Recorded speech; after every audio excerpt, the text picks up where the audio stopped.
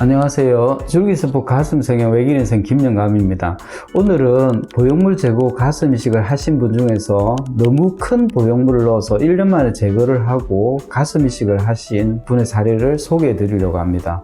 한때 물방울 보형물이 유행을 하면서 밑선으로 절개를 하시는 분들이 많았는데 이분의 경우도 밑선으로 절개를 했고 상처가 좋지 않아 다시 봉합을 원하는 상태입니다.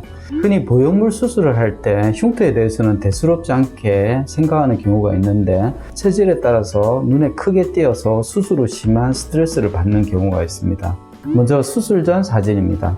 약 1년 전에 보형물 수술을 했고 400cc의 보형물을 가슴 밑선으로 넣었다고 합니다.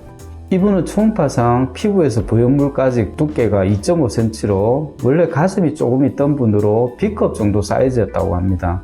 본인의 체형에 비해 삽입한 보형물의 사이즈가 너무 크다 보니 가슴도 답답하고 이물감도 심했다고 합니다. 또 수술을 했던 밑선 흉터의 상처가 켈로이드화되어 너무 거슬린다고 하면서 상처를 잘라내고 재봉합을 원하고 있습니다. 수술 직후 사진입니다. 보형물 수술한 지 얼마 지나지 않아 보형물은 깨끗한 상태입니다. 이분은 좀 더 작은 보형물을 넣었더라면 이렇게 빨리 제거하지 않았을 텐데 하는 아쉬움이 남는 분입니다. 보형물은 기존에 흉터가 있는 밑선으로 제거를 했는데 가슴 밑선의 경우는 겨드랑이나 유륜 주위에 비해 보형물과의 거리가 가까워 보형물을 제거하기가 가장 쉬운 부위입니다. 기존의 큰 켈로이드성 흉터를 없애고 다시 깔끔하게 봉합을 했습니다. 켈로이드 흉터는 너무 큰 보형물로 인해 피부에 장력이 걸려 생기는 경우가 많아서 보형물을 제거하고 지방을 이식하게 되면 상처도 좋아지는 경우를 많이 보게 됩니다. 총 1600cc의 지방을 흡입했습니다. 이전에 허벅지 흡입을 한 적이 있던 분으로 주로 복부의 지방을 뽑았습니다. 우측 가슴에 260cc, 좌측 가슴에 260cc 원심 분리된 순수 지방을 이식했는데 일반적인 지방용으로 환산하면 430cc 정도가 됩니다. 기존에 보형물이 있던 근육층의 아래 공간은 제외하고 근육층 위와 피부 아래층으로 지방을 이식했습니다. 수술 2주 뒤의 사진입니다.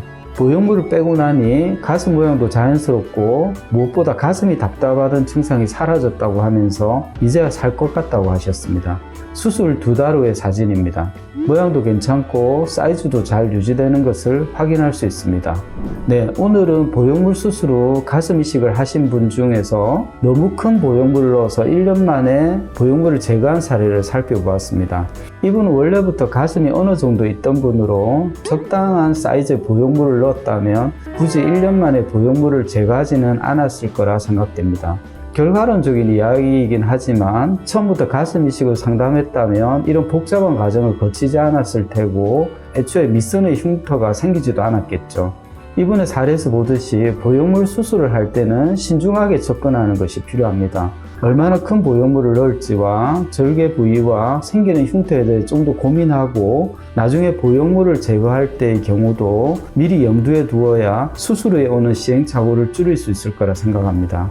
오늘 준비한 내용은 여기까지고요. 가슴 성형을 고려 중인 분들에게 오늘 내용이 참고가 되었으면 합니다.